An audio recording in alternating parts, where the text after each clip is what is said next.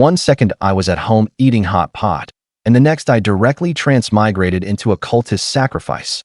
My whole family worships an evil god, the dyed-in-the-wool kind. I finally managed to escape, but there were only 5 silver coins left in my pocket, and on my chest was the mark of an evil god that would get me burned to death if any priest saw it. To stay alive, I could only go to the Adventurers Guild and take on jobs. I thought my ice sky opening would be slaying dragons and saving princesses, but my first job was killing goblins, 5 copper coins ahead. My name is Renato. 3 months ago, I was still at home eating hot pot and singing songs. And then the moment I opened my eyes, I was thrown into this hellhole. Even worse, I had transmigrated into a cultist whose whole family worshipped the evil god Dacre, the dyed-in-the-wool kind. The moment I transmigrated, it just so happened to be during a sacrifice ritual, and the sacrifice was me.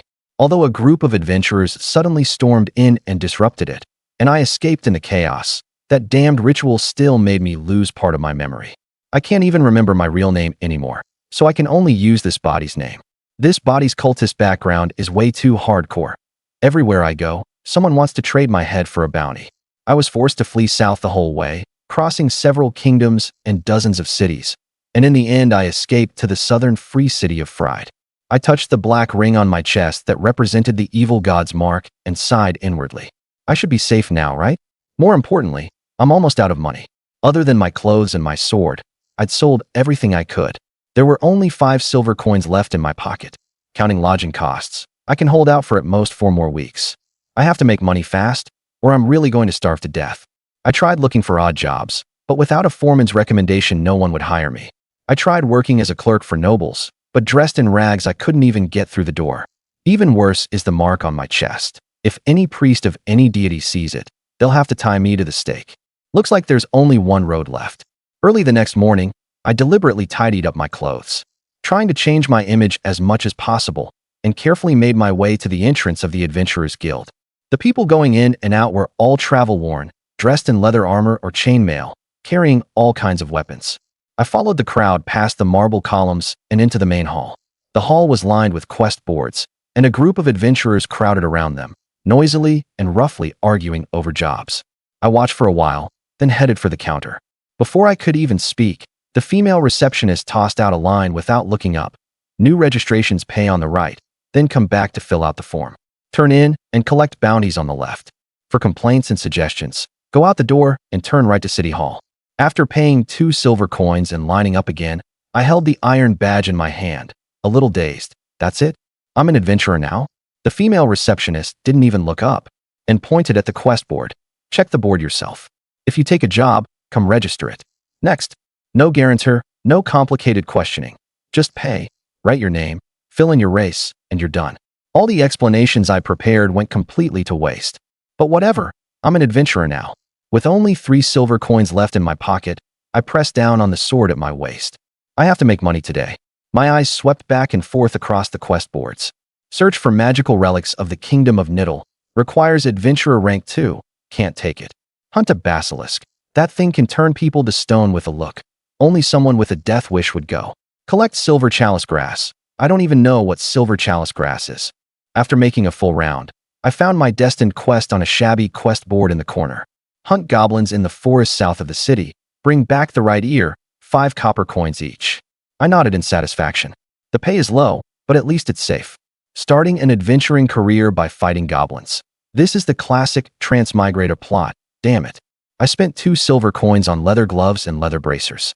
After servicing my longsword and stocking up on some basic supplies, I headed straight for Mila's village south of the city. The village chief was out working in the fields, so all I found was a swineherd covered in mud, reeking of pig shit, and constantly spitting on the ground. Forcing down my disgust, I asked, "The last time you saw goblins was in the gully south of the logging camp? Can you be more specific? How many were there? What weapons did they have? How many were there?" He scratched his filthy hair. "A whole bunch. Damn it.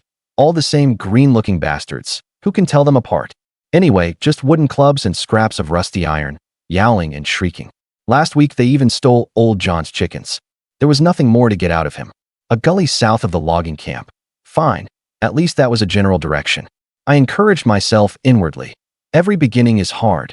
Aim to finish the job before noon. Then in the afternoon, I'd reward myself with a soak at the bathhouse in the city. with the blazing sun overhead. I searched the gullies the entire morning, and in the end leaned weakly against a rock, shook my empty water skin, and couldn't help cursing aloud. Damn it, South? A gully? There are more than a dozen gullies around here. How is that any different from not saying anything at all? There isn't even a path in these woods, just loose rocks and tree roots underfoot. I was spattered with mud, and my clothes were covered in scratches. Forget goblins. I hadn't even seen a single rabbit. Calm down, Renato, calm down. I took a deep breath, got back to my feet. You've even survived being hunted by an evil cult. How hard can it be to find a goblin? Use your knowledge and plan the search route again. By dusk, I was limping back, propping myself up with my long sword in my right hand. Great, just great. They dared to make a fool of me.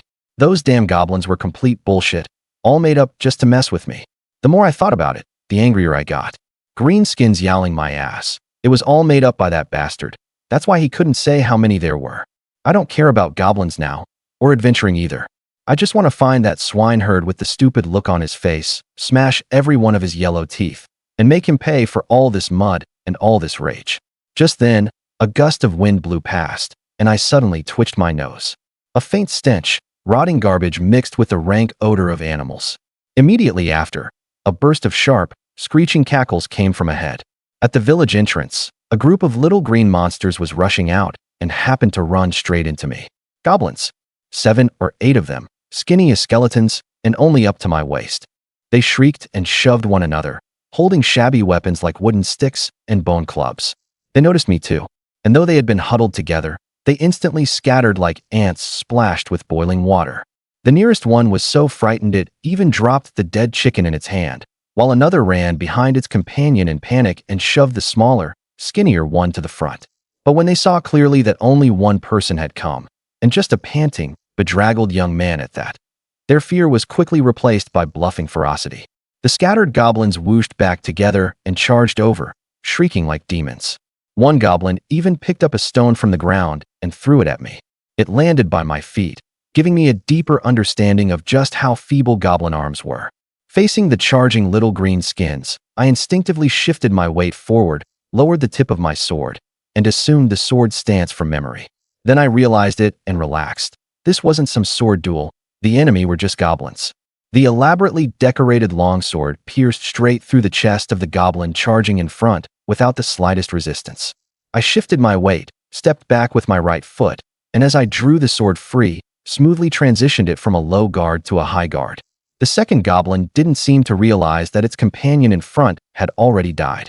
It came at me screaming and swinging its club, and I could even make out the exaggerated expression on that green face covered in scabies. The next moment, the long sword slashed across. The goblins behind suddenly came to a neat halt, and all fell silent at the same time, because they saw a green head fly up into the air. On the new day, physically and mentally exhausted, I dragged my heavy body back to the Adventurers Guild once again. I swore I would never chop at the neck again. After taking off the second goblin's head, blood had sprayed all over my face. By the time I came to my senses, there was no one left in front of me. The goblins had all run away. Since it was too late, I had no choice but to stay overnight in the village, which cost me another 12 copper coins. Heaven have mercy, the reward for this mission was only 10 copper coins in total. My heart sank to the bottom, and I seemed to already see myself sleeping on the streets and going hungry before long. Forget it. I'd better get the 10 copper coins first. The receptionist untied the cloth bag expressionlessly, recording with one hand while secretly fiddling with the goblin ears inside with the other. I felt that the 2 silver coins I had paid as a registration fee had gone down the drain. Mr. Renato, here are 10 copper coins. Please count them carefully. Her voice gradually grew faint. The scene before my eyes began to blur, and a book appeared out of thin air, slowly opening in my field of vision. But I had no time to look at the contents, because the 5 Chinese characters on the cover, each with a distinctly different structure, instantly seized all my thoughts, not because they were especially clear, nor because they were especially large on the cover. It was simply because this was writing I had used for more than 20 years and was incomparably familiar with, yet had never seen in these 3 months. Adventurer's Guide. 3 months later. Early morning, Brika Town. Lying on the bed, with a thought, a book opened in my field of vision. Adventurer's Guide. I flipped to the quest section and let my gaze sweep over the first quest record, Hunt Goblins. Turned in 2 right ears. Received 10 experience points. Then I looked at the character section. Renato de Fernando. Race, human. Warrior level 3, Daker's favored level 1. Health, 45. Strength, 14. Dexterity, 14. Perception, 15. After 3 months of trial and error, I had basically figured out how to use this guide. Complete quests to gain experience points and raise class levels. Reaching warrior level 3 gave me 2 points of strength and 1 point of dexterity. I really had gotten stronger, though I think my training over the past 2 months also had something to do with it. As for that obviously strange favored class, adding 30 experience points brought no change at all, so I could only set it aside for the time being. Completing adventure commissions isn't easy, and every single point of experience is precious. As for where this guide came from and what conspiracy it might be hiding, I, who was thrown into another world without a penny to my name, had long since stopped caring. This is the only thing I have found so far that is connected to Earth, and no matter what, I will not give up using it. I felt my money pouch. There were only dozens of copper coins left inside. Fine, enough daydreaming for now. Time to crawl out from under the warm blanket. That damaged blue velvet coat from before had long since been replaced with a cowhide breastplate. To save money, I bought only a breastplate piece. Light, and for the same price, it offered the largest protective coverage. Together with a pair of iron pauldrons taken as spoils during adventures, a yellowed padded cotton jacket, and the leather gloves and leather bracers I bought myself. As an adventurer, I think I already looked the part.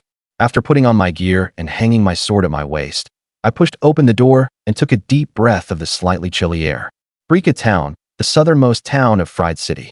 Though it's called a town, I'd rather call it an adventurer camp. Crudely built wooden huts were crammed together, surrounded by shacks patched together from planks and torn cloth. The air was thick with a mingled stench of excrement and rotting animal entrails. After living here for more than 2 months, I found that I had actually gotten somewhat used to it. Competition in Fried City was too fierce. The pay was low, prices were high, and I could barely make ends meet. So I came to this nearby, famed adventurer's paradise. I walked to the town square, where the Adventurers Guild usually posted missions. Unlike in the city, there wasn't much of a mission board here, only a bald man, known as One-Eyed Holly, standing on the platform shouting at the top of his lungs. The people below signed up accordingly, and once enough people were gathered for a team, they set out. There were too many people. From too far away, I simply couldn't hear clearly. I had no choice but to shove through the noisy crowd, trying amid a chorus of curses to make out what One-Eyed Holly was actually shouting. Whether it works out or not, as long as you come back, each person gets 1 silver crown. Listen up, 1 silver crown each. Whether it succeeds or not. Some people eagerly raised their hands. Others shouted that they'd drunk with Holly before, and before long the argument turned into a brawl. No one found it strange, and everyone just waited for One-Eyed Holly to continue. This time our mission location is the Phantom Forest. You're all familiar with it, right? The moment they heard Phantom Forest, the area below the platform grew noticeably quieter, and several people turned and left at once. Phantom Forest was the very foundation on which Brika Town was built. Legend says the ancient kingdom of Niter was once located here, but later the entire kingdom sank underground. There are many theories as to why, but rampant magic has always plagued this land, filling it with all kinds of illusions and mazes. But I wasn't worried. After years of development by countless adventurers, most of the magical traps had long since been removed, and safe routes had been worked out. I myself had completed quite a few commissions in there, and it wasn't nearly as terrifying as the rumors made it out to be. One-Eyed Holly seemed quite pleased with the hushed atmosphere and cleared his throat before continuing. The giant spiders in the Phantom Forest seemed to be different from those elsewhere. A mage wants them. He even squeezed that one eye of his, which looked rather ridiculous paired with the one that was blind. No one below laughed. Upon hearing that the mission was to hunt giant spiders, half of them started to back out. Giant spiders never appear alone. Did they really think this little bit of money was enough to hire people to go looking for a spider swarm? Mages are far more generous than those noble lords. Not only has he paid well, he even told us the location. It's in Mute Valley, where there's a huge spider nest. No matter how One-Eyed Holly shouted or raised the price, more and more people below kept leaving. Just as I was about to get up and leave to see if there was any other work, the adventurer's guide popped up. New mission. Hunt the giant spiders in Mute Valley of the Phantom Forest. 5 silver coins per spider. If you can bring back spider eggs, the reward is 20 silver coins each, with a mission reward of 1,000 experience points. Old Holly's skimming kickbacks again, and quite a lot this time. I thought as I looked at the reward of 20 silver coins. But the guide had never been wrong. Whatever reward was written on it was exactly what it would be. The high reward made me waver. 20 silver coins. If I was frugal, that would be enough for me to live in the city through the entire winter. If I could bring back 2, that would be 40 silver coins. Not only could I have meat at every meal, I could even go to the bathhouse for a wash now and then. Most importantly, there were those 1,000 experience points. Over the past 3 months, I had taken on more than a dozen missions, and the most I'd ever gotten at once was less than 100 points. With that much experience, it might even let me gain 2 levels in a row. And the mission description even seemed to mention magical support provided by a mage. After thinking it over, I decided to take this job. Isn't risking your life to make money what being an adventurer is all about? After waiting for nearly an hour, only 3 people had signed up, including me. Just as One-Eyed Holly kept shouting, a man in a deep blue robe patterned with silver designs stepped forward. One-Eyed Holly immediately fell silent and waited for the man to speak. His voice was somewhat hoarse, not loud, but it seemed to ring right beside my ear. Giant spiders in Mute Valley, 5 silver crowns each. Materials are yours to keep. Spider eggs, 20 silver crowns each. Materials belong to me. The mage's brief words were more effective than the bald man shouting for an hour. In less than 5 minutes, a 10-person squad had assembled. This team, made up of 10 adventurers and 1 mage, had no particular name. Adventurers helping each other, sharing hardships and standing together? That's a story told by bards, at least in Brika Town. In the Phantom Forest, teammate is basically synonymous with cannon fodder or scapegoat. But I was quite satisfied with these teammates. They all wore proper armor and carried metal weapons. Much better than those lunatics who dare come adventuring with nothing but wooden hammers and clubs. And there were quite a few veterans too. I recognized Littlefinger Joe, Marcus the Deserter, Big Bag, and the rest all looked familiar as well. Not a single newcomer. Under the mage's command, the team formed a semicircular formation, protecting the mage in the middle. It couldn't be helped. He was the one footing the bill. At the rear flank of the team, Littlefinger Joe sidled over to chat. Why is the young master out adventuring in person? Young Master is my nickname in Brika Town. It's not hard to guess why. My appearance and way of speaking are far too different from theirs. Maybe the nickname was originally meant to mock my shabby circumstances. If I were a real noble reduced to this state, it might have struck a sore spot. But I'm an earthling born in the internet age, so I don't find it particularly insulting. But that didn't stop me from responding. Be careful, Joe. Be careful someone doesn't cut off your other little finger too. After the usual exchange of greetings, Littlefinger Joe returned to the main topic. What's that guy's background? Is he really a mage? How come I didn't see his mage insignia? I replied based on the knowledge in my head. Stop pretending you know so much. Aside from mages from the Mages Association, no one wears a mage insignia. Littlefinger Joe looked thoughtful. After trading a few jabs, the 2 of us returned to the group. Mages stand high above others. Even in my memories from when I was still a noble, the number of times I encountered a mage could be counted on one hand. Without the guide's description, I wouldn't have dared confirm whether he was really a mage either. After all, there are far too many professions with spell-like abilities. Littlefinger and I are fairly acquainted, and our surface relationship is decent enough. So I didn't mind giving him a hint, lest he do something he shouldn't in a little while. In the Phantom Forest, adventurer and bandit are occasionally synonymous as well. As the team pushed deeper in, the dappled light through the leaves gradually disappeared. In its place came thicker and thicker gray-white mist. I knew this meant we had left the safe zone of the Phantom Forest and had officially entered this forest. It is said that this mist originates from a maze array set up by the mages of the Kingdom of Niter. The guild mages claimed that all offensive spells had already been neutralized.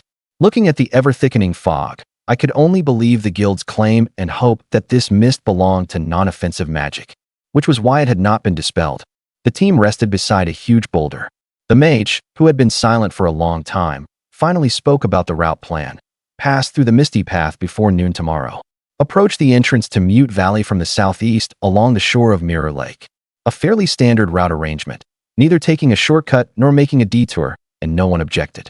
Compared with the Phantom Forest, which everyone was familiar with, I mainly focused my observation on the mage. His face was unexpectedly young, but I knew mages had all sorts of ways to extend their lifespans, so a youthful appearance proved nothing. An exquisite and accurate map was spread out, worth at least 10 silver coins. As the mage used the map to confirm the route with everyone, I saw 2 rings on his fingers. One of them was set with a dark blue crystal, radiating a magical aura. I'm not sure what spell it was enchanted with, But considering the price of magical accessories, its motivating effect on me was comparable to a first circle courage spell, making me feel more confident about this adventure. It seemed the mage was the one who broke the silence in the party, and the adventurers became more talkative as well. Have you heard? Someone found a dragon on the Misty Trail. Hearing that familiar northern accent, I knew it was Big Bag. A dragon? On the Misty Trail? Did you blow your brains out onto a whore's belly yesterday? The people around him burst into laughter. Bag paid no mind to the mockery and explained seriously. It's absolutely true. Someone was attacked by a dragon on the Misty Trail yesterday. Several people who escaped said the same thing. Littlefinger Joe let out a snort. You heard it from some Sally or Harry, didn't you? I know about what happened yesterday. Just a few farmers who had just arrived. They'd probably mistake even a lizard for a dragon. The surrounding crowd burst into laughter again, and the topic immediately shifted to which prostitute Bag had slept with yesterday. I couldn't help lamenting those unlucky farmer adventurers. It was as if what had died weren't people at all, but livestock. No one cared in the slightest. That's just how Town is. Every day, countless people come to the Phantom Forest to throw their lives away. Slum dwellers, landless peasants, debtors. They often have no combat skills, poor physical fitness, and know nothing about monsters. Some of them don't even have weapons, only sharpened branches. Their money may all have gone toward paying the 2 silver coin registration fee, and these people often don't survive their first mission. It's not even because of monsters. Most deaths are caused by getting lost, wandering into areas they shouldn't enter, being driven mad by all sorts of illusionary labyrinths, and finally running out of food and starving to death in some corner. The newcomers lucky enough to survive their first time can only slowly learn the rules of the Phantom Forest by paying for them with death as tuition. Only after surviving the 3rd mission will they be accepted by Town and become true adventurers. I didn't join the adventurers' idle chatter and habitually opened my shoulder bag to check my tools. Bandages, styptic powder, hemostatic cotton, antidote, compass, rope, lantern. Just in case, I also brought 5 lead-headed darts and an oak shield. Unless necessary, I'll just hang back and throw a few darts. Completing the mission doesn't mean I have to go in and snatch spider eggs. Just coast along and get the experience. Renato thought to himself, who knows what the inside of the spider nest is really like? If things look bad, staying alive comes first. His life was worth far more than silver coins. At night, the thick fog gradually dispersed and moonlight poured down. After nearly a full day of trekking, this adventuring party had already left the Misty Trail. The journey had gone smoothly, with no battles or accidents along the way. Only a few wolves watched from afar in the woodland for a while before retreating on their own. Although he had come here many times, Renato was awestruck by the scenery of Mirror Lake every single time. Mirror Lake. As its name suggests, the water was so smooth that not the slightest ripple could be seen, as if it were not liquid at all, but a mirror.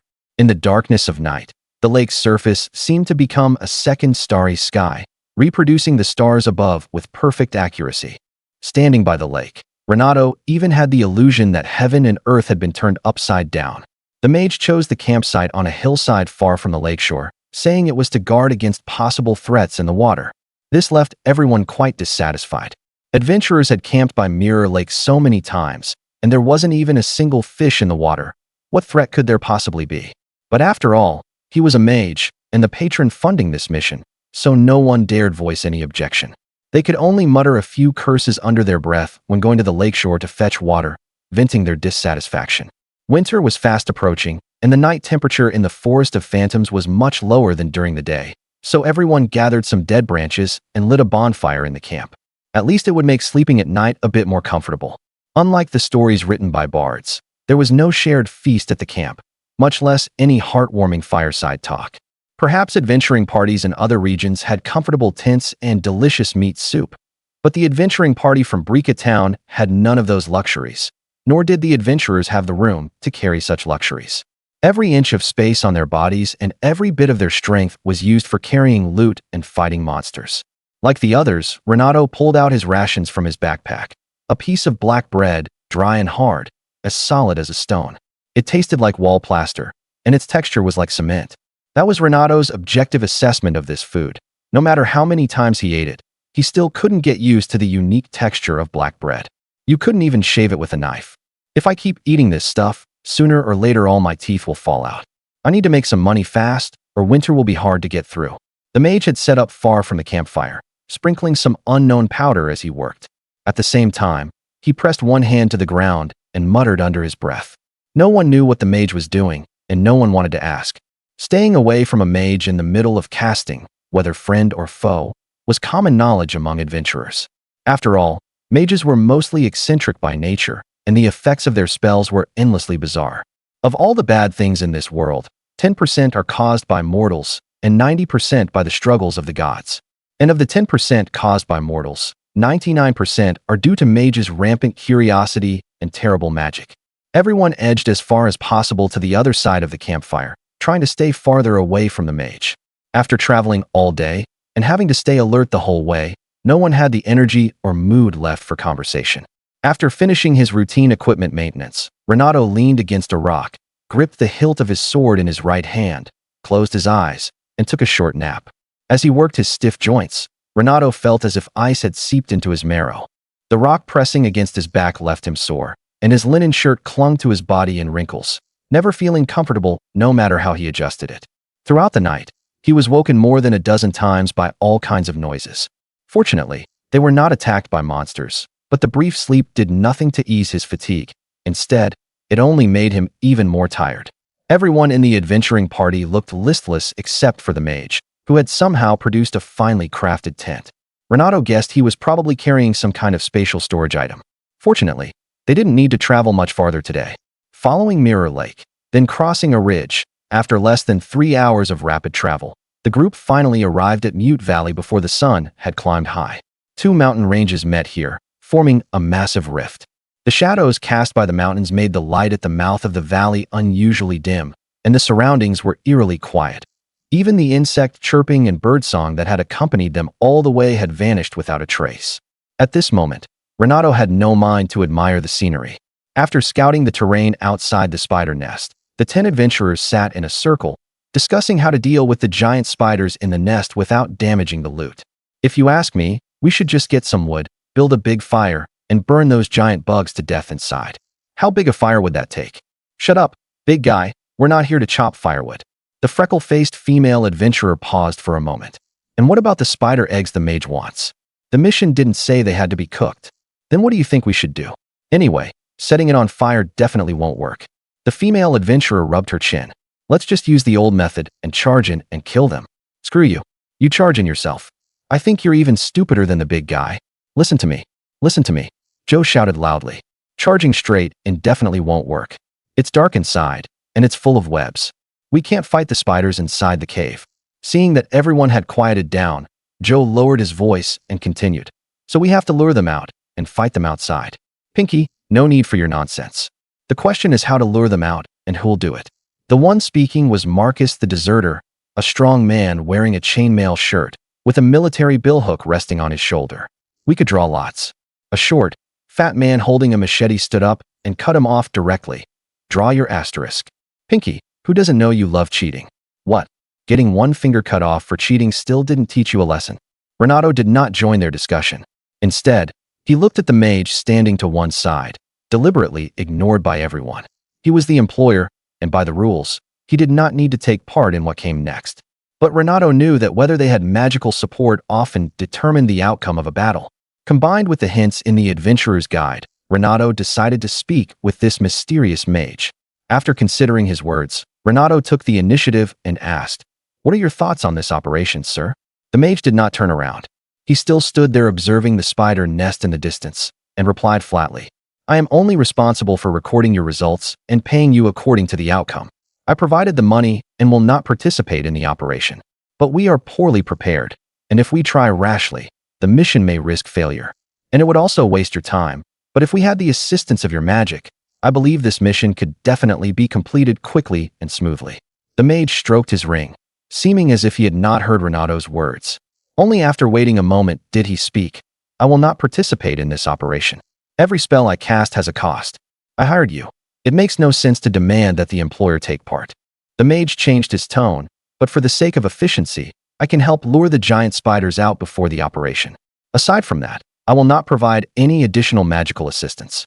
With the mage's promise, the adventurers' meeting immediately broke up, and everyone began preparing to face the giant spiders outside the nest.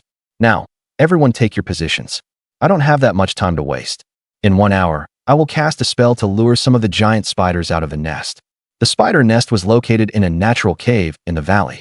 The withered vines hanging over the cave entrance were covered in a thick layer of sticky gray dust, which was actually a web formed from countless strands of spider silk. The dead branches and shrubs outside the cave had been thoroughly cleared away by the adventurers, and bonfires were piled all around, creating an open area to fight the giant spiders. While both sides of the cave entrance were lined with sharpened wooden stakes to ensure those beasts would not run in other directions. If they had had a few more hours, the adventurers could have improved the position twice over.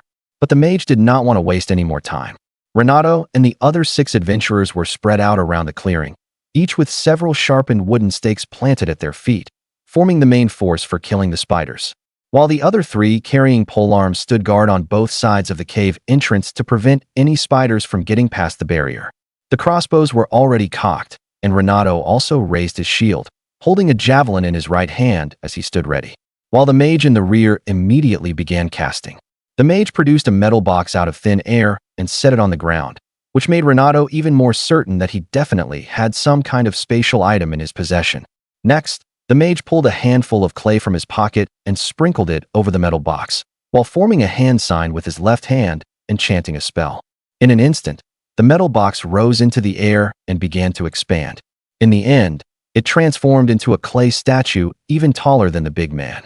Hearing the heavy thud as it hit the ground, no one wanted to find out how much this golem weighed, and the adventurers scattered, instinctively giving it space.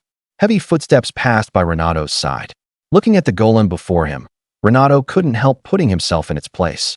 If I had to face an enemy like this, what should I do? Although it isn't fast, my longsword and javelins probably wouldn't do much to it.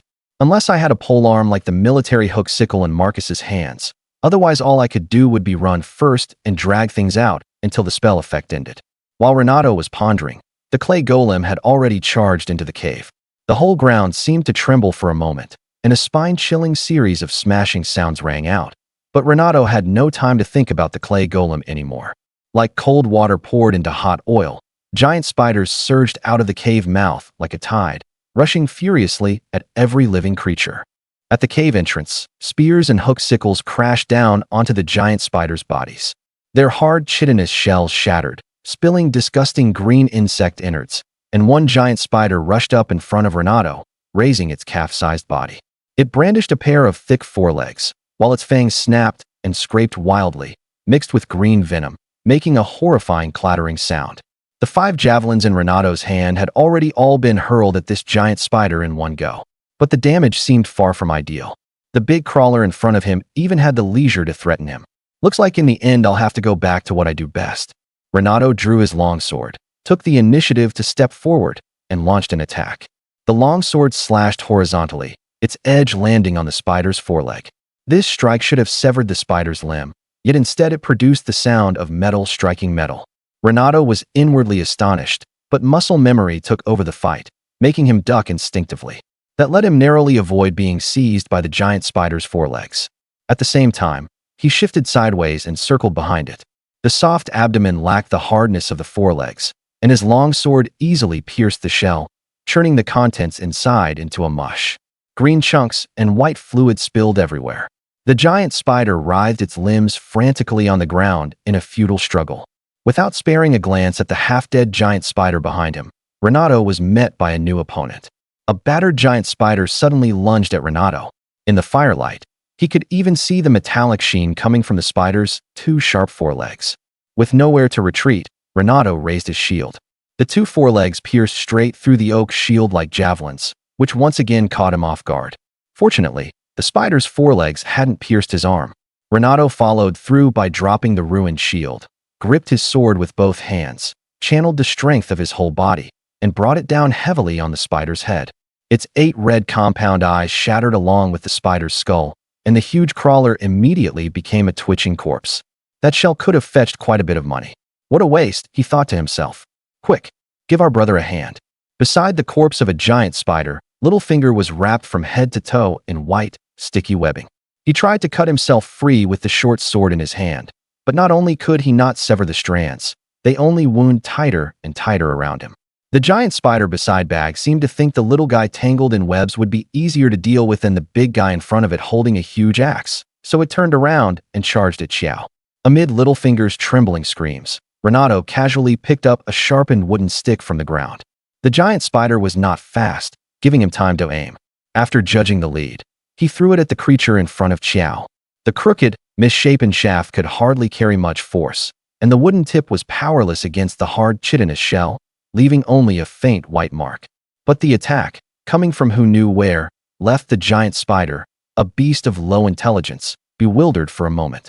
It lashed wildly at the air around it, then had its rear smashed apart by Bag, who rushed over and brought his axe down on it. As Bag tugged at the webbing on Xiao, he said in his rough, grating voice, "Littlefinger, your scream just now sounded like a woman, and now your body is shaking like a woman too. Screw your XX. I almost died just now. It's all XX your fault, big guy. You're the one who let the spider come over." Hearing Xiao's shaky voice, Renato strongly suspected he had scared himself so badly he'd already wet his pants. It was just hidden under the webbing. The battle outside the cave ended in an instant. The creatures that had been flaunting their might moments ago had all fallen, and the open ground was splattered with foul-smelling spider blood and entrails. But the adventurers had not come through unscathed either.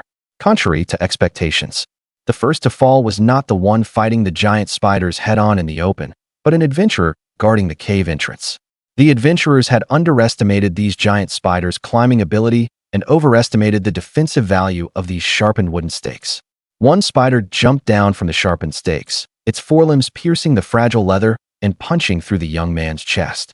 "He's beyond saving," Renato judged inwardly. The group moved the young man onto a slightly flatter rock. His chest heaved violently, and blood gushed out in waves, staining the ground at his feet red. Renato couldn't remember his name, nor had he exchanged more than a few words with him. Only Marcus crouched on the ground, holding the young man's blood-soaked hand and leaning in to listen to his last words. The young man's lips moved, but not a single clear syllable came out. No one knew what he was murmuring in his final moments. Soon, he lost consciousness, and his limbs began to twitch as well. Marcus gripped his hand even tighter and softly prayed to some god. He died, lying quietly on the ground, forever remaining in the phantom forest. There was no funeral, no gravestone, not even a grave. The group divided up the dead man's belongings, a few dozen copper coins, an old long spear, and a set of tattered leather armor. Renato took a dagger, because his own was far too dull, with several chips along the edge. It couldn't even cut bread. Like a wolf, looking at the stripped-clean young man, Renato could not help but think of the wolf pack on the misty path. To survive, not a single scrap could be wasted. Even a companion's corpse had to be consumed completely. Just as the battle outside the cave ended, the cave itself also fell quiet. Renato knew this was no good sign. It meant the clay golem had already died inside, while a monster capable of killing it still lurked in the cave. But maybe it wasn't that bad. He comforted himself optimistically. Perhaps they had killed each other. But no matter what Renato guessed, at this point they had no choice but to enter the spider nest. Same old rules. Whoever goes in first gets the spider eggs. No matter how many there are, the money is split evenly among the first group. Marcus spat out a mouthful of blood-streaked saliva. "I'm going in with the first group." "Who else?" "I'm with you," Bard responded. For some reason, Renato had always suspected he had orc blood in him. Renato calculated silently. More than a dozen giant spiders had died outside the cave, and with the golem's attack inside, there shouldn't be many monsters left in the spider nest. 20 silver coins were right in front of him. At this final step, he didn't want to give up. "Count me in." The 5 men, torches in hand, slowly felt their way forward through the cave. Bard turned his head and lowered his voice. "Pinky, you don't need to force yourself. There's still time to back out now." Pinky, who had been scared out of his wits earlier, had also joined the first group. Renato didn't know whether he was in debt again, but at this moment he agreed with Barg. He didn't want anyone to screw up at a critical moment. Another short, fat middle-aged man holding a machete mocked him. "If you're a coward, then get the hell home early. This place." "Shut up." Marcus walked at the very front. His voice wasn't loud, yet it silenced the entire party. He hadn't teamed up with Marcus before, but this deserter's performance greatly improved Renato's impression of him. Maybe the rumors were wrong. No matter how he looked, the resolute man before him didn't seem like someone who would flee in the face of battle. The damp air carried an increasingly strong fishy, foul stench. Grayish-white webs hung down from the rock walls and the cave ceiling, obstructing the adventurer's view. A cracking sound came from underfoot. Renato crouched down and brought the torch closer for a better look. It was the drained skeleton of an animal, perhaps a deer, tightly wrapped in thick, hardened silk. As the party went deeper, more of these silk cocoons appeared on the rock walls. Some of them were human-shaped, even still faintly rising and falling. But no one in the party suggested rescuing them. Renato knew that after being preyed upon by giant spiders, a toxin would be injected into the victim's body. It could paralyze the nerves, causing coma, while also serving as a digestive fluid that dissolved flesh and blood from the inside. So those still breathing were not living people, merely corpses not yet dead. The entire nest was terrifyingly quiet. The cave was not deep, and the group soon reached the end. A gigantic web beyond imagination occupied the entire rear half of the cavern. The strands of the web were as thick as fingers, with prey remains of various sizes stuck to them. At the center of this giant web, several egg sacs made of densely wound silk were piled up like a mountain. Each was about half a person's height, its surface faintly undulating, as if something were being nurtured inside. The clay golem lay fallen beside the web, half of its head shattered and both arms severed. Its chest was also covered in cracks, one of the wounds tearing through the shoulder and exposing the metal core. In contrast, countless giant spider carcasses were piled all around it. Renato could hardly say how many there were, because the spiders' bodies looked as if they had been crushed by a hydraulic press, with fluids and limb fragments splattered everywhere. Just as he was wondering where to place his feet, the short, fat middle-aged man in the party had already rushed to the center of the web in big strides, excitedly counting the spider eggs and shouting happily. 1, 2, 3. Ha, we're rich this time. 8 in total, 160 silver crowns. A shadow emerged from the cave ceiling, and 8 crimson compound eyes cast an ominous gleam. Even though the light inside the cave was severely insufficient, Renato still sensed the threat instantly, his muscles tensing. But the predator's target wasn't him, and it was already too late to cry out a warning. A giant spider larger than a bull plunged down from the cave ceiling, its pair of sharp forelimbs like twin hand choppers, effortlessly slicing apart the adventurer below. Just like the fate of the clay golem, the stout man's arms snapped off on impact, blood gushing out. The huge fangs followed by crushing his skull, pronouncing his death.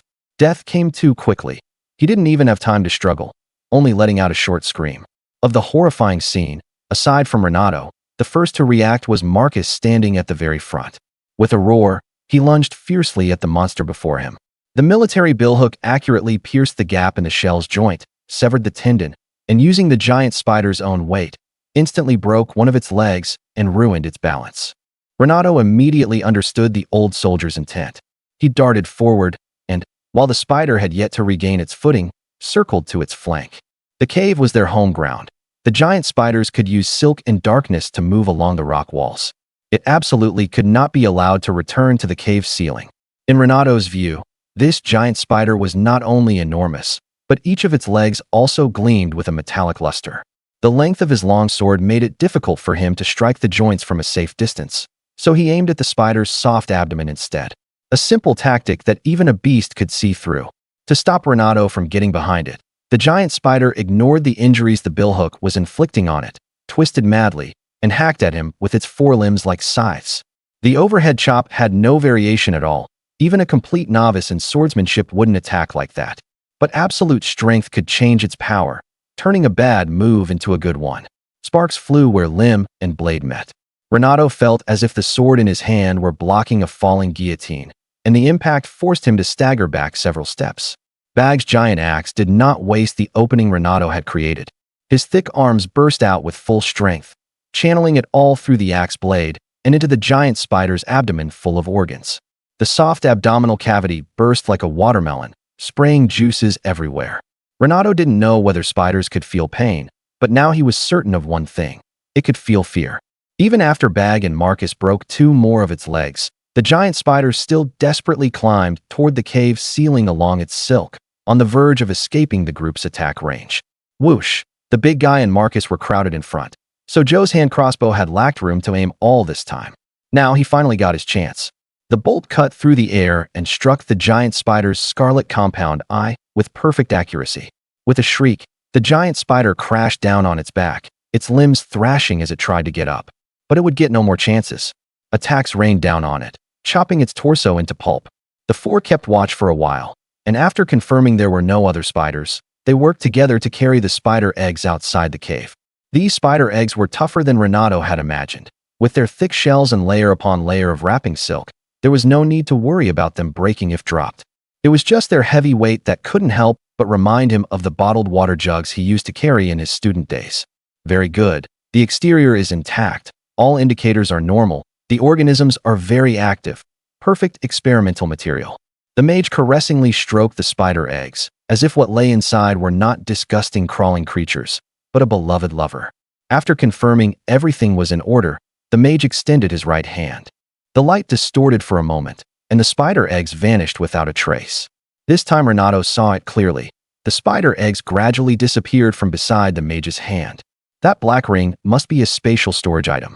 The mission: hunt the giant spider located in Mute Valley within the Phantom Forest. No limit on quantity, 5 silver coins for each one.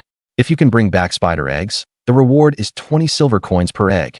Hunted 2 giant spiders, turned in 2 spider eggs, gained 1,000 experience points. As the adventurer's guide appeared, Renato's mind stirred. Without hesitation, he used all 1,000 experience points to level up his warrior class. Warrior LV.315/500. Warrior LV.4515/1000. Accompanied by a majestic burst of background music, the pages of the adventurer's guide flipped, and 4 options popped up. Renato was somewhat surprised. There had never been options to choose from when leveling up before. Please choose your advancement class 1. Battle Master, mastering countless combat techniques to display martial prowess. The Battle Master is a scholar of the martial arts, focusing on the development and use of combat techniques. Those of great attainment even combine combat with theories such as history and art.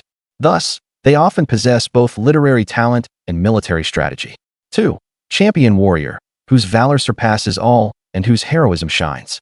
The Champion Warrior is a martial fighter who tirelessly pursues victory, focusing on developing personal valor and tempering an exceptional body to overcome perilous situations. In search of honor, whether in the arena or on blood-soaked battlefields, champion warriors fight only to seize the crown of victory. 3. Arcane Knight locked. 4. Psionic Warrior locked.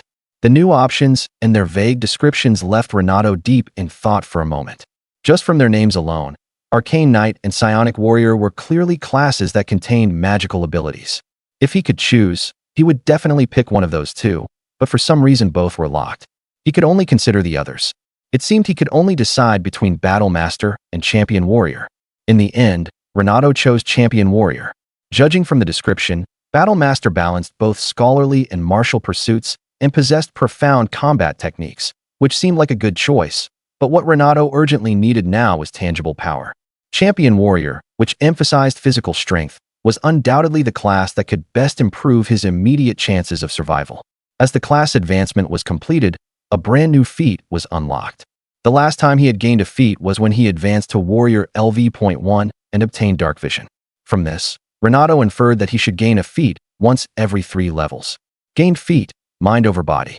With unyielding will, one commands the limits of the flesh. Resolve will additionally increase physical endurance. When Resolve reaches 15 points, gain extra fatigue resistance. When Resolve reaches 18 points, gain an additional Constitution saving throw exemption. When Resolve reaches 20 points, gain universal energy resistance. Acid, cold, fire, lightning, dark erosion, poison, psychic, radiant, thunder. Character Renato de Fernando, race, human, class, Champion Warrior LV.4515/1000 acres, favored LV.130/HP, 51/51, strength 14, Constitution 13, Dexterity 14, Perception 15, Intelligence 11, Resolve 15, Feats, Heavy Armor Proficiency, Martial Weapon Proficiency, Swordsmanship Specialization, Dark Vision, Mind over Body. Skills: Religious Knowledge LV.6, Historical Knowledge LV.4, Linguistics LV.4, Group Tactics LV.3, Writing LV.2. Leveling up brought a 1-point increase to Constitution, and a warm current flowed into every limb and bone. It was as comfortable and pleasant as enjoying a massage from a bathhouse attendant. Just as Renato was savoring the moment, someone suddenly kicked him in the calf, startling his whole body into a shiver. "Stop spacing out, young master." Joe lowered his voice. It's time to collect the money.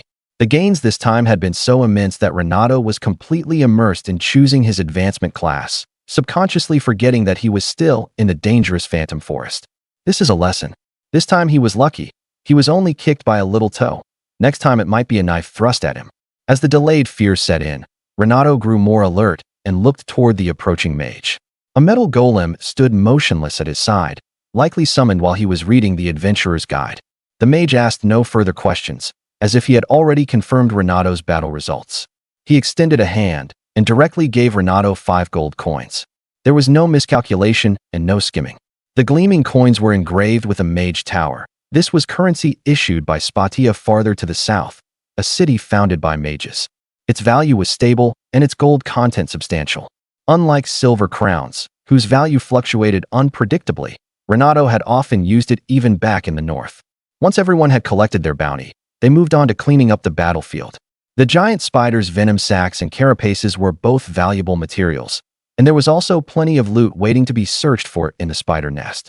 Just as Renato was pondering how to remove a spider's forelegs intact, the mage, apparently in a good mood, took the initiative to approach and say, "You noticed it too, didn't you? What is extraordinary about the giant spiders here?" Without waiting for Renato to answer, he continued on his own. Giant spiders were originally just ordinary beasts, not magical creatures, and their groups rarely exceeded 10. But the population here is completely different. Larger bodies, a unique social structure, and most importantly, they have actually evolved spell-like abilities. According to my research, this does not stem from mixed bloodlines with other magical creatures, but from some unknown cause. Their hardened forelegs are not physical in nature, but reinforced by magic. Their forelegs themselves are spell organs. Renato did not understand the purpose of this speech, but he still voiced his own understanding. Something like weapon enchantment? So that's why the forelegs are so hard. Extremely inaccurate, but since you are not a scholar, you may understand it that way. Watching those adventurers carrying spider entrails back and forth, the mage suddenly seemed to lose interest in chatting again. He frowned. "How much longer are you going to waste here? I think we can head back tomorrow." Renato estimated the size of the cave. 9 people? No, 8 people should be able to finish looting it before sunset. By noon tomorrow at the latest. He decided to leave himself a bit more margin. The adventurers from Brecca Town were still scavenging the spoils, and no one cared what the employer thought after payment had been made. Adventurers did not offer after-sales service. So the mage left on his own with his golem, and Renato could only hope he understood the rules of the Phantom Forest. Looking at the giant spider corpse whose severed limbs were still twitching faintly, Renato put away the small knife in his hand. "I'm not very familiar with the giant spider's anatomy. I punctured the venom sac both times, so that's another 1 silver coin less earned. Looks like if I want to make money, I'll have to study more. Now that I have money, when I get back I'll buy a monster guide from the guild." Renato had killed 2 giant spiders, but only the first one's carapace was intact enough to be sold in town. After stripping the tendons from the joints, Renato stopped what he was doing. For spider forelegs, 1 piece of carapace, and a sack full of insect tendons, Renato calculated silently. Adding in those taken care of by the golem in the cave, split evenly among everyone, I can get 3 forelegs. Too bad the golem destroyed them too thoroughly, leaving no intact carapaces or venom sacs. He tied the 7 forelegs together with rope, tightened the sacks stuffed with tendons, and then joined the others in looting the spider nest. Avoiding several areas that had already been searched by those who got there first, Renato crouched down, sifted aside the cocoon husks that clearly belonged to small animals, and specifically targeted the humanoid cocoons. After prying apart the layers upon layers of astonishingly tough gray spider silk with the tip of his sword, the first things that came into view were a suit of leather armor rotted beyond recognition and a humanoid skeleton. After feeling around for quite a while, Renato found nothing of value, only a rusted short sword that had almost fused with the finger bones. Coming up empty-handed was normal in adventuring, so Renato turned to another cocoon and continued searching, hoping to find something. At night, in the clearing outside the cave, the adventurers of Brecca Town began a celebration of their own. The sharpened stakes and wooden clubs used during the day to fight the giant spiders had now become fuel. The giant spider hind legs that couldn't be carried away were thrown straight into the fire, while the shattered pieces of carapace became containers for stew. Adventurers would squeeze every bit of value out of their spoils. After smashing the spider leg hard a few times with a stone, the charred shell cracked open, revealing grayish-white flesh. At first, Renato refused. He could hardly imagine what kind of person would even try eating this foul-smelling insect oozing green fluid. But after taking one bite, he quickly cast aside those useless prejudices. Absolutely delicious. The spider leg meat was absurdly firm. He practically had to tear off a strip before he could bite it down.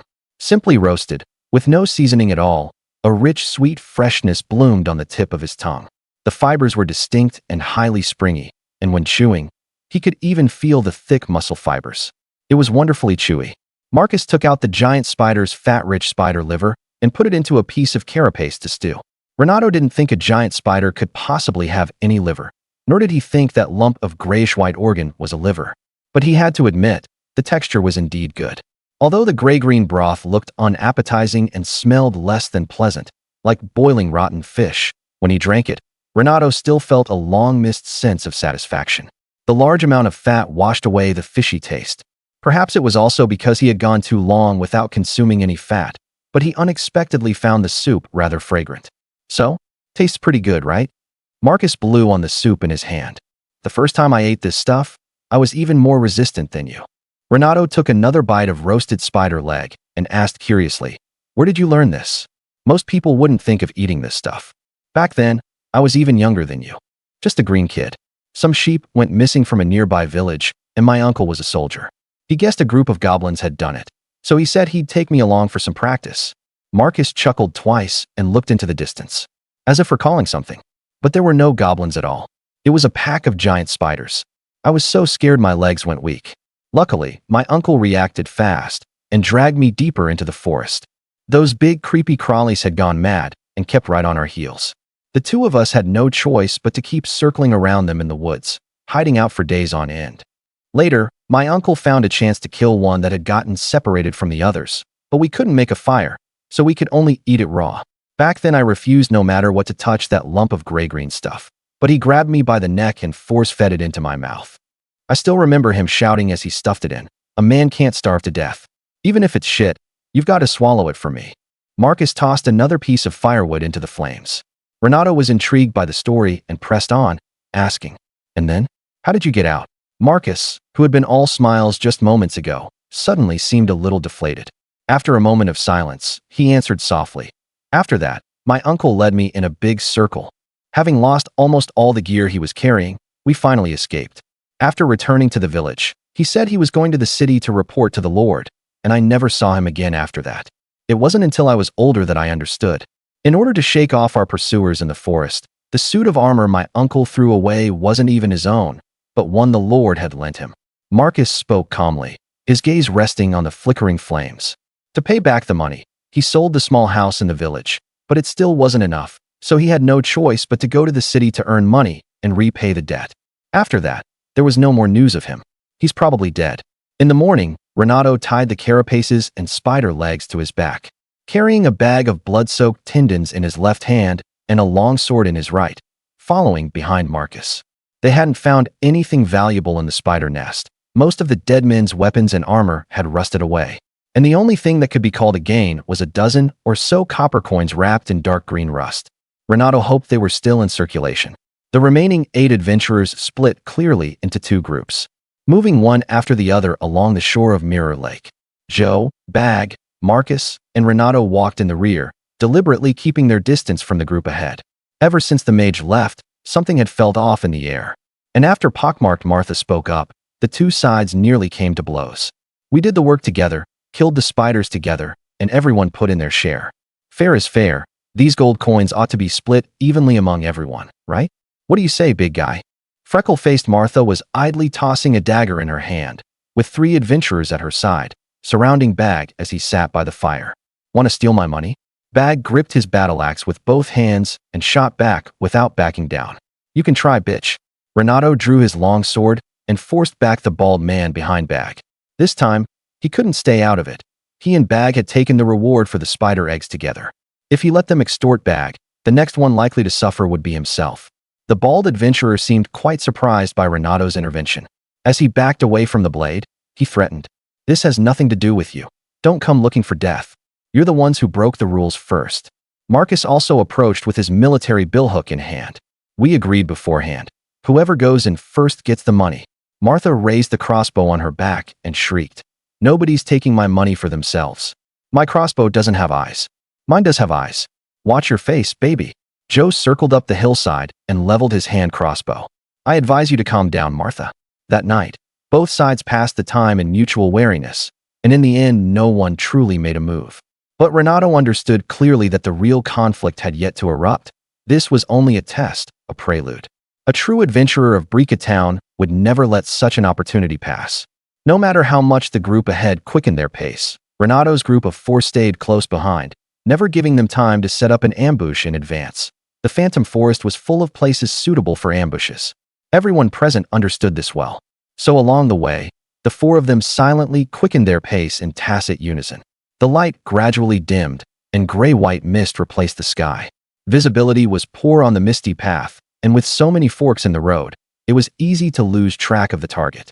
Joe pulled out his hand crossbow and said viciously, "Why don't we strike first and take them out before they can act?" Bag clenched his battle axe in both hands, breathing heavily.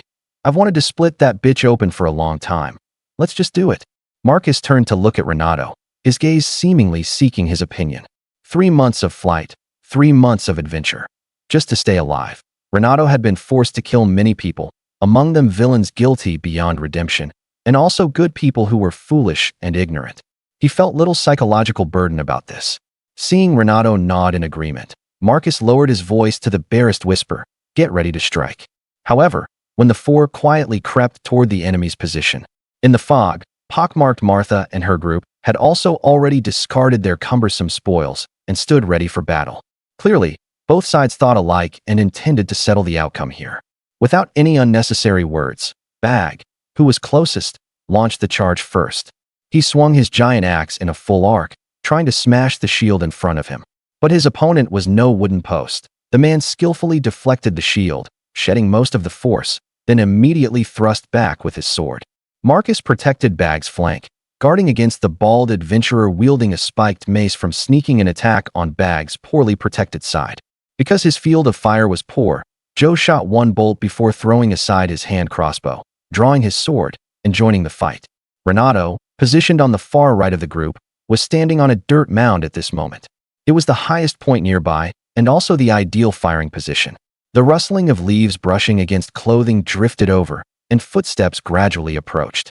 Renato knew he had guessed right. Looking at Martha's freckled face, Renato gave her no time to react and fiercely struck with his sword. But she was a veteran too. Despite her surprise, she still instinctively raised the arm holding the crossbow and parried this fatal blow. Renato's long sword was impeded and failed to hit the throat, instead slashing across his opponent's face and leaving a bloody gash. Martha threw away the damaged crossbow and used the slope to roll downward, opening up distance in an awkward posture. She drew the short sword at her waist and stood where she was, eyes fixed on Renato. Amateur swordswoman. Renato made the judgment in his mind. Fighting short against long, and instead of trying to close in, she was pulling back. He stepped forward, his long sword coming down from above in a plain, unadorned thrust. Martha retreated while trying to parry with her short sword. Renato gave her no second chance. He flipped his wrist, and the blade changed direction with it. Before she could react, he chopped off half of Martha's hand. The short sword fell to the ground. Clutching her blood-gushing stump, Martha let out a shrill scream. Watching Renato approach step by step, her legs went weak and she collapsed onto the ground. "Don't come over. Don't kill me, please. I can give you money. Yes, I have a lot of money in Fried City. I can." The sharp sword tip sliced through flesh without resistance, plunging straight into her throat and severing her windpipe and esophagus, and also brought the unfinished plea to an end. Anyone who came to Brica Town to be an adventurer was a pauper. In your next life, before you die, you should come up with a more convincing reason to beg for mercy. Watching the corpse twitch slightly as blood stained the nearby bushes red, Renato nodded in satisfaction. The leather armor wasn't damaged. Good. It should probably sell for quite a bit more. Looking toward the battle below the hillside, it seemed his help wasn't needed. The fight was already entering its final stage. Only the sword and shield adventurer remained, struggling bitterly under the three men's encirclement. Very soon, his calf was hooked by a billhook, and his whole body was yanked to the ground. Then the giant axe, like an executioner's blade, cleanly chopped off his head. Seeing Marcus also look up at him, Renato smiled and waved at him. Dragging the corpses together, The group began dividing the spoils. From Martha's money pouch, Renato found 6 silver coins and over 40 copper coins, and also removed a silver ring from that half hand. Besides these easily carried precious metals, there was also a small-sized cowhide breastplate and a pair of worn leather boots. A pair of splinted vambraces, a short sword made of solid materials, and a pile of shells, forelimbs, and insect sinews. "Young master, where's Pockmark's crossbow? I'll trade you for it. The bow prod is broken. Do you still want it? Let me take a look." Joe took the damaged crossbow with both hands. What a pity. This was a fine crossbow, but the most crucial part, the bow prod, is broken. If you want to repair it, it'll probably cost quite a bit. Cut the crap. Pinky, what are you offering in trade? Renato tried on the splinted vambraces he had just gotten, but unfortunately the straps were too short to fasten. Joe took out a short bow. "What do you think of this short bow? The wood is hickory. It's got a lot of spring to it. Pick something else. I don't really use bows, and they don't sell for much anyway. How about this chainmail vest? I'm telling you, I'm taking a huge loss here." Renato gave it a glance and immediately knew what kind of goods it was.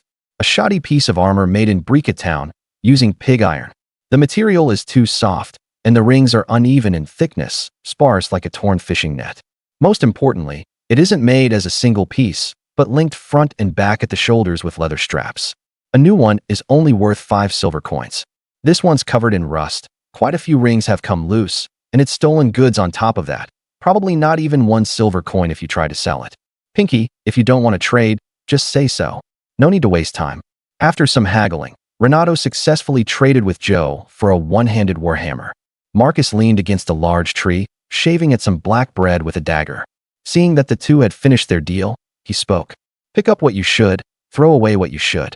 The road ahead won't be easy. Don't forget the rules of the Phantom Forest." That's right, the rules of the Phantom Forest, Renato thought to himself. In the mist, there are all kinds of beasts and magical creatures. They're very clever, and generally won't take the initiative to attack a large group of adventurers. That's why adventuring parties from Bricketown usually wait until they have a full 10 people before setting out. At times like this, the Misty Path is like a shy young lady, deliberately hiding from eager adventurers and only quietly watching from afar.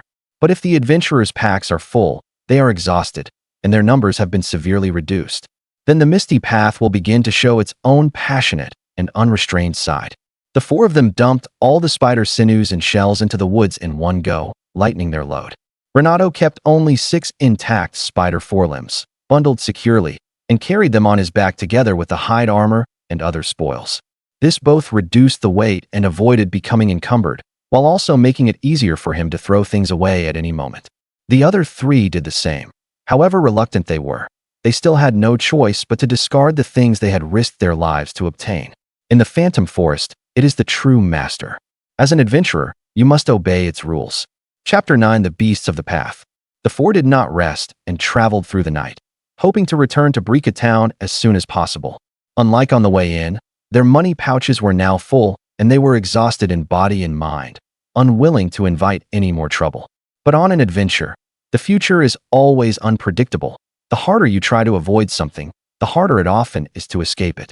Listening to the wolf howls rising and falling all around, Renato understood that battle was unavoidable. In the darkness, the gray-white mist seemed even denser, making their already limited vision even dimmer. Bag gripped his great axe tightly, murmuring under his breath, perhaps praying in a language Renato had never heard before. Marcus continued praying softly.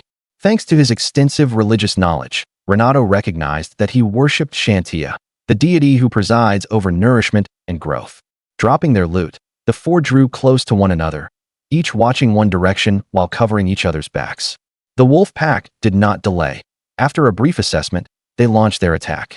On the Misty Path, the roles of hunter and prey often switch. If they could not quickly finish off their opponents, they might attract even stronger predators. Listening to the wolf howls drawing closer, Renato kept alert to movements on both sides while watching the gray wolves gradually emerge before him. Gray-brown fur wrapped a skeletal frame. Its belly was sunken, and every rib stood out clearly. It seemed these wolves were in poor condition. Was it because winter was approaching? Renato's thoughts wandered. As if sensing his indifference, the gray wolf before him bared its teeth and growled low, trying to draw his attention, while another gray wolf lowered its body and slowly closed in from the side. A clever beast. Only when it was close enough did it bare its fangs and hunch forward in a fierce pounce. 2 days of adventure, a long journey, continuous fighting, plus frayed nerves and lack of rest had indeed left Renato feeling weary. But he felt he still had strength left and was far from his physical limit. Faced with such an obvious feint, he thrust his long sword out in an instant. Looking at the sword stabbing toward it, the gray wolf actually opened its jaws, as if intending to use its long sharp fangs to bite through the sword's tip. A beast was still just a beast. How could flesh and blood triumph over steel? The finely decorated steel longsword slashed in through the wolf's jaws, tearing open half its face. The gray wolf let out a pitiful whine and jerked its head back in retreat. There was no time to finish it off. Renato twisted aside to evade the pounce of the other wolf, then slashed sideways with a backhand cut, opening a gash in its belly and spilling slick entrails that still twitched. The pack retreated as decisively as it had attacked, after leaving behind several corpses with a long wolf howl. The wolves surrounding them receded like a falling tide. Once treated, these gray wolf pelts should fetch a good price in the city, but the group no longer had time to deal with the carcasses. Shouldering the loot they had just dropped once more, the four set out again. Yet perhaps because of the fresh scent of wolf blood on bag, or perhaps the rank stench of the giant spider's forelegs, a new hunter had already crept close. Renato thought he had prepared himself mentally, but when this beast, taller than a young elephant, emerged from the darkness, he still drew in a sharp breath. Like some magical creation that defied nature, it had the body of a giant bear topped with the enormous owl head enlarged dozens of times over, and its body was covered in astonishingly thick soot-gray feathers. A pair of huge golden eyes fixed on the four of them, radiating pure bloodlust. As a crossbow bolt sank into the owlbear's dense feathers, a deafening shriek rang out across the misty path the next moment. It charged. Its powerful hind legs drove hard against the ground, and its massive body burst forth with a terrifying speed utterly at odds with its size, crossing dozens of feet of safe distance in an instant. Renato, chosen as its target, did not panic. With a nimble sidestep, he barely avoided the deadly pounce, and while evading, he drove his long sword with all his strength into the owlbear's flank. The blade pierced fur and flesh, then lodged between the ribs.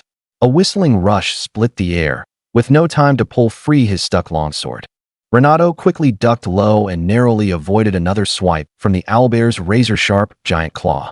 The military billhook thrust like a spear, leaving several wounds of varying sizes in the huge beast's chest, while the greytax sent showers of feathers flying from its back.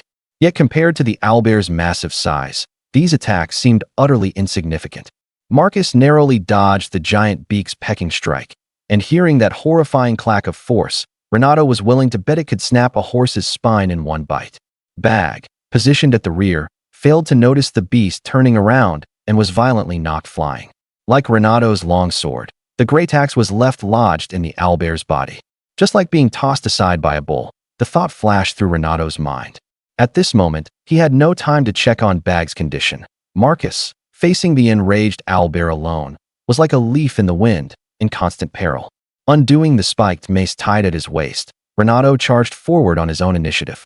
Staring into those intimidating golden pupils, he swung the mace and smashed its head viciously into the owlbear's upper forelimb.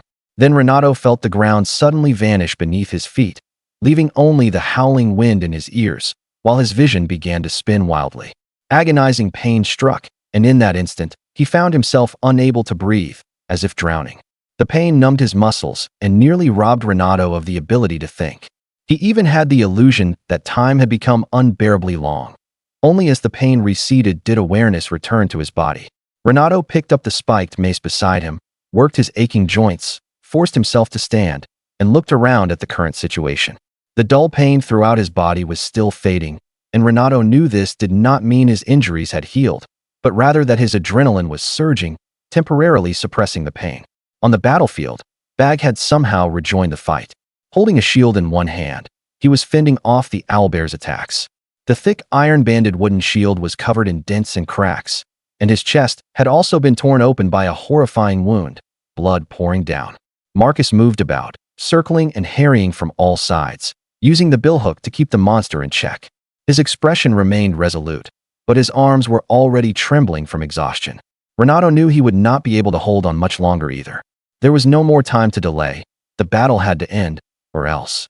The thoughts in his mind did not slow his actions. Renato charged at full speed, closing in once more on the nearly crazed owlbear. The owlbear swung its claw in a savage strike. Its talons pierced the thin iron plating with a dull creak, sending a spray of wood splinters flying. Even under such a heavy blow, the shield still faithfully fulfilled its duty, keeping its structure intact. But the impact still drove back Bag, who was holding the shield. The owlbear shook off Marcus's billhook at the cost of having a chunk of flesh torn away, along with feathers stained red with blood. It stretched out its neck, trying to crush Renato, who had charged right up to it, in its jaws. But a crossbow bolt flying in from afar happened to sink into its cheek, making it falter for an instant. Carrying the speed of his charge, Renato gripped the handle with both hands and put his whole body into it. He turned his body sideways, twisted his waist, and poured all his strength into this single blow.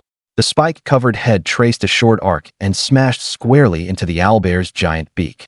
The yellow-black, keratinous giant beak cracked inch by inch, blasting off a large curved fragment. Clots of blood dripped down as the owlbear howled in pain, its massive head whipping violently to one side from the heavy blow.